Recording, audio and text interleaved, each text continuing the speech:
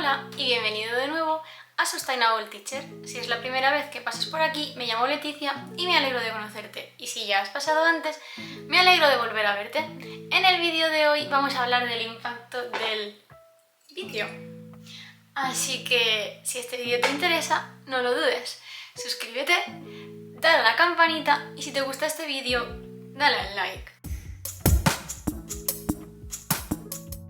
Me ha gustado a mí esto de la historia y vamos a empezar con un poco de la historia del vidrio y luego ya empezamos con nuestra estructura de extracción, fabricación, transporte, uso, reciclaje y residuo final.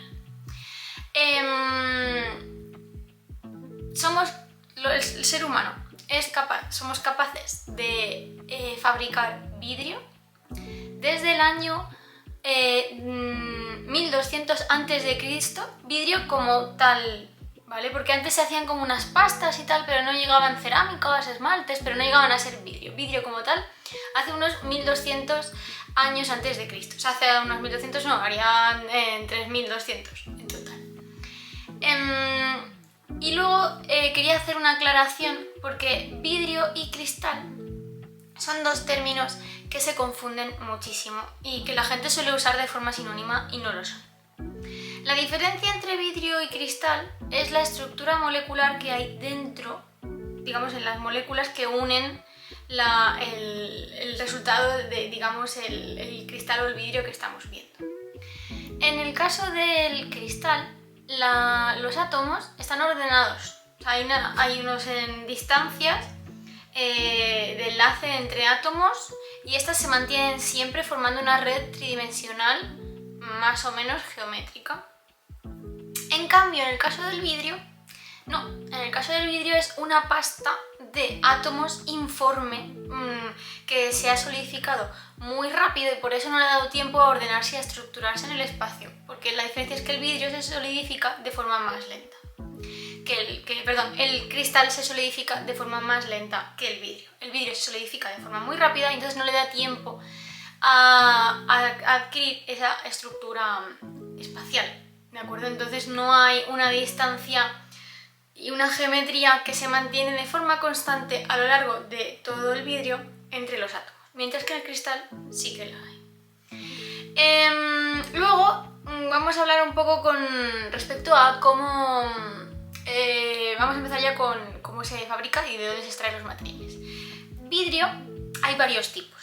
El vidrio que normalmente hablamos cuando decimos el vidrio, realmente es un vidrio sódico-cálcico, ¿vale? Porque ¿qué tiene el vidrio? Tiene siempre una arena de sílice, que en realidad es un silicato, es dióxido de silicio, y luego tiene moléculas acompañantes, materiales acompañantes. En este caso, en el vidrio sódico-cálcico, aparte del sílice, lo que tenemos, del silicato, lo que tenemos es carbonato de sodio y carbonato de calcio, que también llamado caliza, porque es una roca.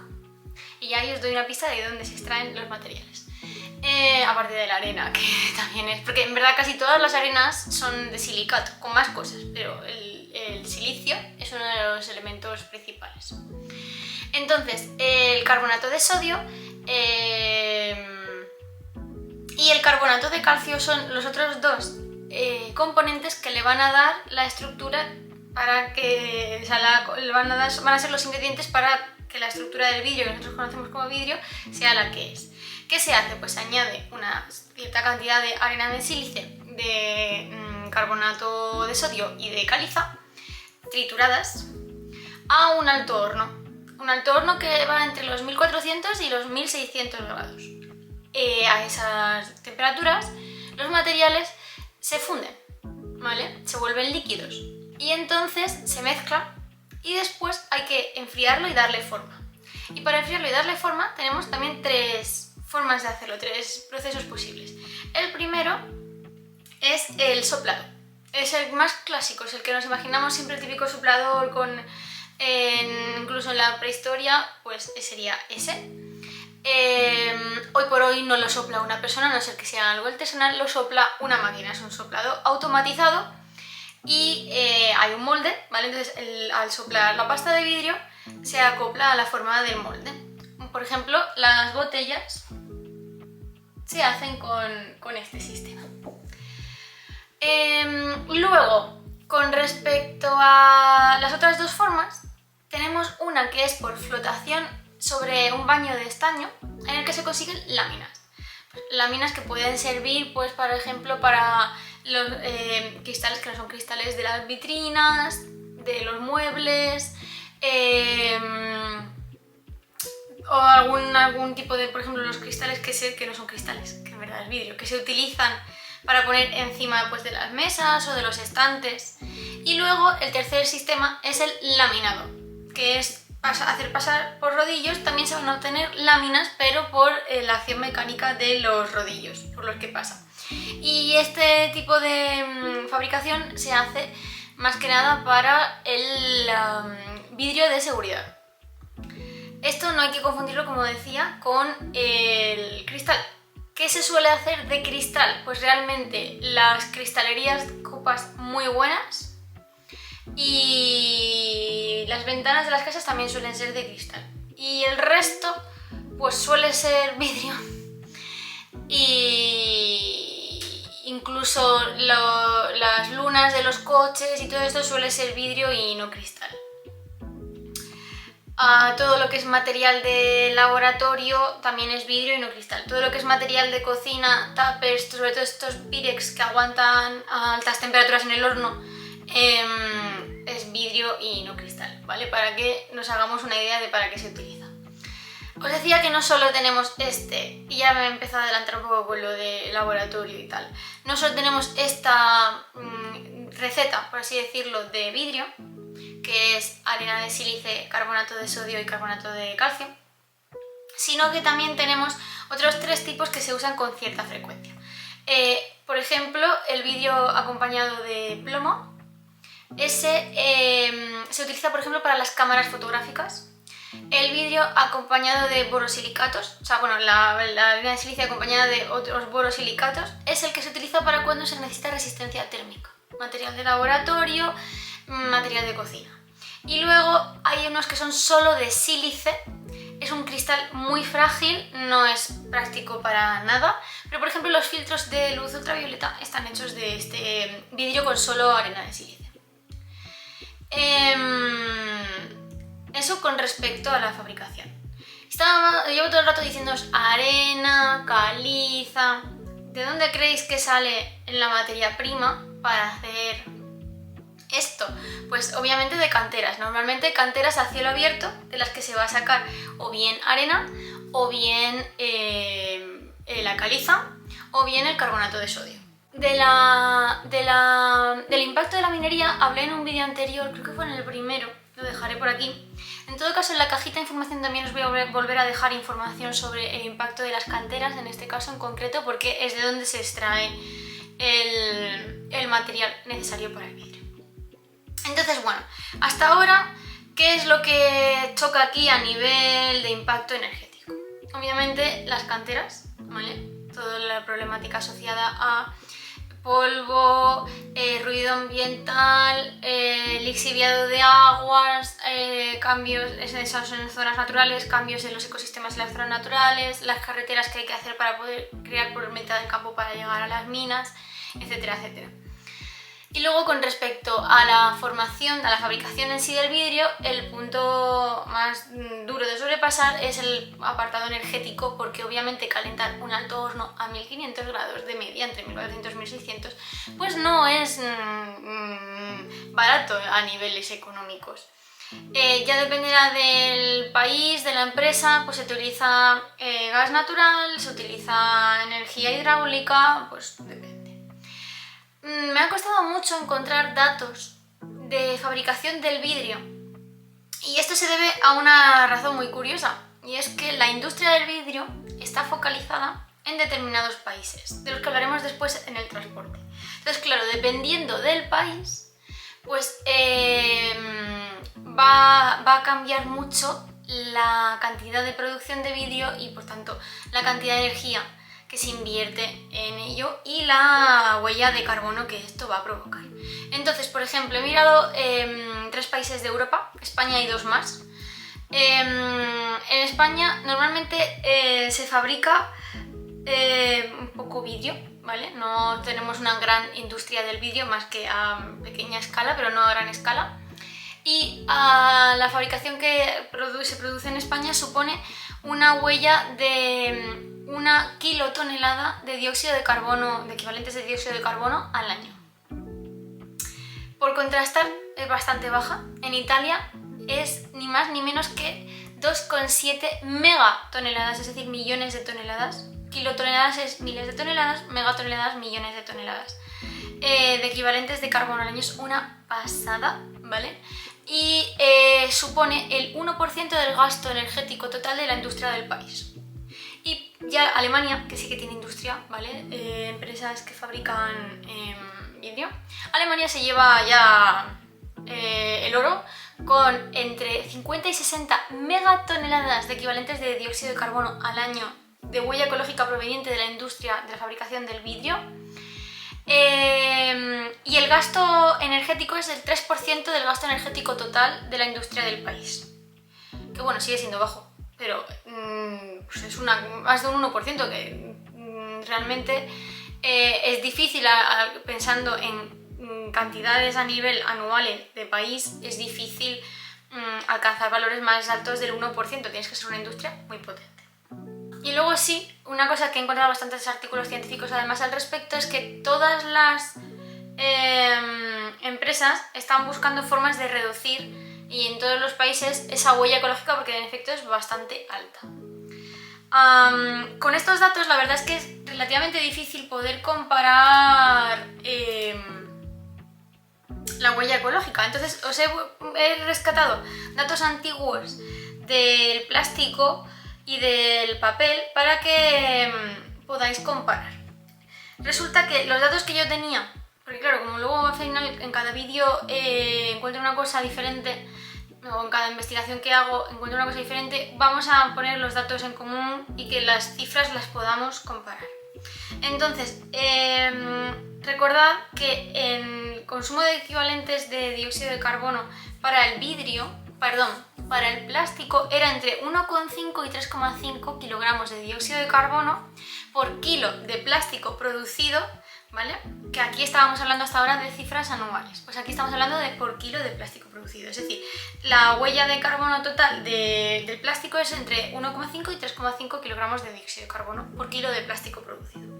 En cambio, la huella de carbono del vidrio es de 1,2, ¿vale? Así que ya es un poquito más baja. Y que el papel, por ejemplo, pensando en envases, pues ¿qué pongo? ¿Envase de papel o envase de vidrio? Del papel es 0,6 kilogramos de dióxido de carbono por kilo de papel producido, siempre, ¿vale? Igual que 1,2 kilogramos de dióxido de carbono equivalentes por kilo de vidrio producido. Así que realmente es como el papel es el que menos huella tiene, que eso ya lo vimos en su momento, seguido del vidrio y por encima del plástico.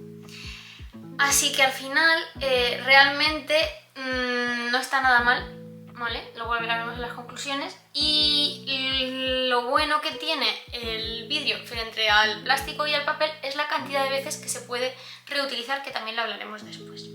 Pero bueno, por ahora nos quedamos con estas cifras, que aún así son altísimas, pero porque hay países que producen más vidrio que otros. Dependiendo, en España pues no es tan alta. Entonces, ya cada país que se preocupe de la suya, tampoco podemos solucionarlo todo desde aquí. Entonces, con respecto al transporte, el vidrio es un material pesado, es un material voluminoso y es un material frágil, lo cual requiere mucho embalaje para evitar su rotura. Ahí ya tenemos un impacto bastante grande en todo esto, pero es que además hay 5 países principales entre las 10 empresas más potentes de fabricación del vidrio. Saint-Gobain está en Francia, es la primera. Luego hay 4 en Japón, en Estados Unidos hay un par de ellas, en Reino Unido hay otra y hay otra en Alemania. Y creo que así llego a 10. No sé si habéis hecho 1 y 4, 5 y 2, 7, 1 en Reino Unido, en Alemania y 2. Y 2 en Alemania, ahí van 10. ¿Qué quiere decir?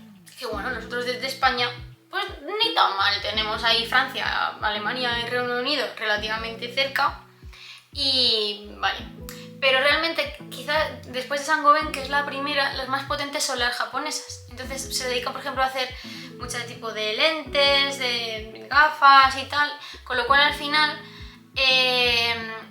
quizás no nos queda más remedio a veces que ir a buscar esos productores. Y claro, la huella ecológica de traer vidrio desde Japón o desde Estados Unidos hacia aquí es altísima. Y luego en el resto de países del mundo también van a ir a buscarlo a estos países porque son las 10 grandes empresas productoras. Así que la huella ecológica del transporte, habría que calcularla en concreto la distancia para cada sitio en función del medio de transporte, ¿no? Pero es bastante alta, porque no es algo como el plástico o el papel que se pueda producir más o menos en todos los sitios. El vidrio está más focalizado a su producción. Por eso también hay tanta diferencia entre la huella de unos países y la huella de otros. Bueno, eso con respecto al transporte. Ahora nos vamos a ir al uso. A ver si consigo reducir el vídeo y no pasarme de los 20 minutos, aunque está difícil ya. Entonces, el uso del vidrio es infinito si no se te rompe.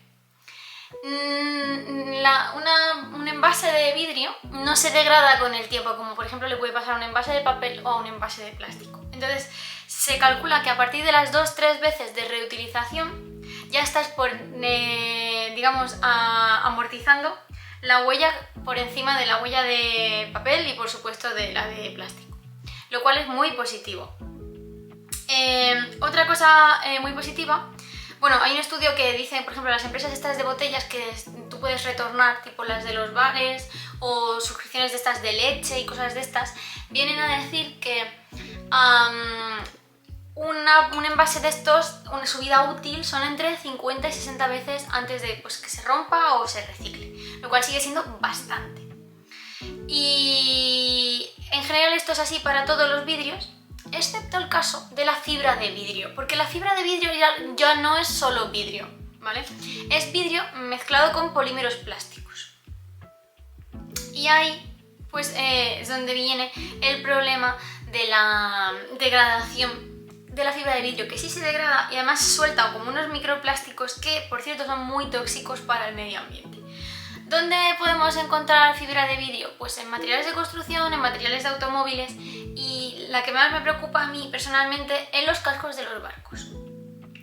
Y claro, ¿dónde va eso? Directamente al agua del mar. Así que dale más microplásticos y sustancias tóxicas. Menos mal que el mar tiene una gran capacidad de absorción y de reciclaje y renovación, pero es que un día lo vamos a acabar saturando a este paso, ¿eh? Entonces, bueno, pues eso sería con respecto al uso.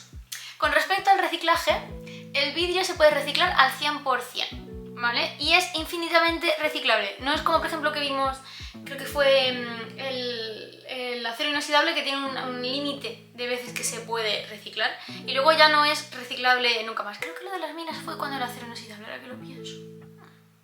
No me acuerdo. Luego lo pondré bien puesto. El caso que si estás reciclando el vidrio infinitamente, pues eso es muy positivo porque te estás ahorrando todo el tema de la extracción.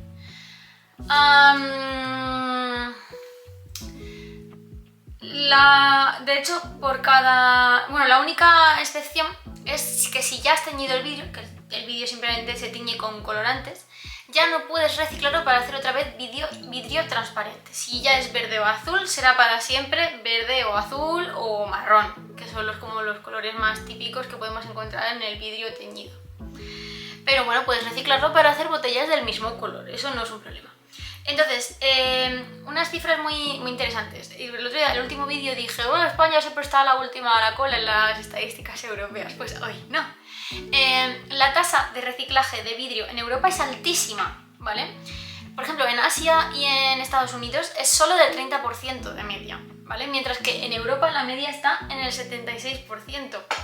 Y en España, sorprendentemente, esa tasa llega al 80%, es decir, es de las pocas cosas, y eso sí lo sabía de antes, pensaba que estaba en torno al 70, no llegaba al 80, pero es de los pocos materiales que en España sí se recicla bien. Las empresas de reciclaje de vidrio sí dan abasto y sí hay un impacto positivo en el reciclaje, ¿vale? Entonces, pues la verdad es que esto también lo está haciendo bastante interesante al vidrio, como veréis hasta ahora. Pues menos la cantidad de energía que hace falta para la fabricación, el resto, y bueno, y que se fabrica en muy pocos sitios en el mundo, el resto está siendo bastante positivo.